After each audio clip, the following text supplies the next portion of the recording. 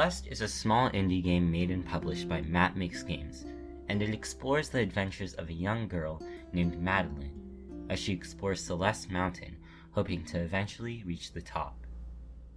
The game was first released on January 25th, 2018, with the goal of promoting a mindset of never giving up, no matter how many times one may encounter failure.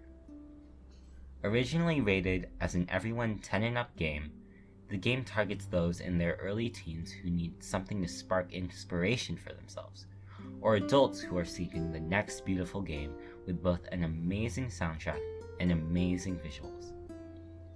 Celeste is both a platformer and an indie game, where levels must be completed and stages must be overcome in order to progress within the game.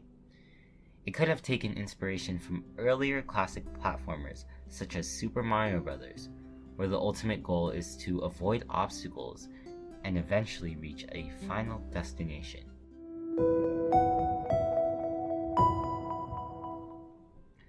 The final destination, however, can only be reached through Madeline's extreme versatility and movement.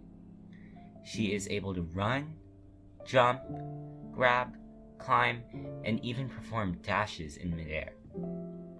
These unique mechanics, combined with a player's imagination, make the possibilities almost endless for the types of techniques a player will be able to utilize in order to fully surpass a level. Players of higher skill can try and look for shortcuts, find collectibles, or even restrict their own movement in order to give themselves a challenge. These dynamics are what keep the game fresh and interesting for new players who already had previous experience with platformers. What keeps the game especially interesting for inexperienced players is the emotional response evoked throughout the entire game. The aesthetics provide a feeling of hope and peacefulness as Madeline continues to get up, no matter how many times she fails. The incredible visuals combined with the inspirational soundtrack make for an experience that the player will ultimately never forget.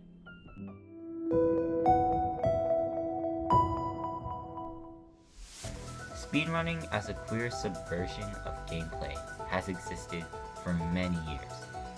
It is not a new concept, and it is not surprising that Celeste would have speedrunners such as TGH, who is seen on screen right now, flocking to it for its smooth mechanics and fluid gameplay. The question is whether or not speedrunning the game ultimately changes the dynamics, aesthetics, or full experience of the game. Some may say that the game's beauty can be seen from any speed, and I agree to an extent.